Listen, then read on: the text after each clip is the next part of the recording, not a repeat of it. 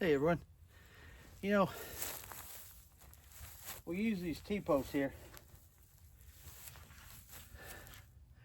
to mend fences, and that's what we build fences with. And sometimes they got to be mended and they got to be taken care of.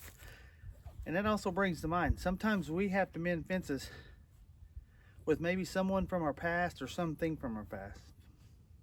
And that's what the Lord wants us to do. You know, he said the greatest commandment is to love your God with all your heart, all your mind, and all your soul. But he said the second greatest is this, to love your neighbor as yourself. And we're told to get along with all those, if it's left up to us, to get along with our brothers and sisters. So sometimes it's hard, it's difficult. But we are to try to mend those fences. Remember the good relationships that you had. Remember the good times that you have. You know, it may not be possible right now for you to go back to those times. It may not be possible to have that type of relationship with that person. And I'm not saying that we need to have that type of relationship. But for you to forgive those who may have wronged you,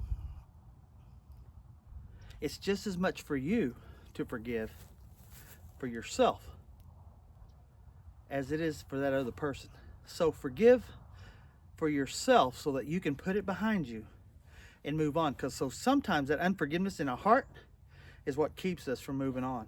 It's all in here for us.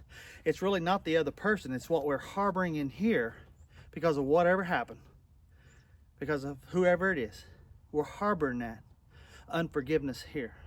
Christ wants you to forgive. Christ forgave you for everything that you could have done. And what you did to Christ, what I did to Christ, I know it's hard to believe.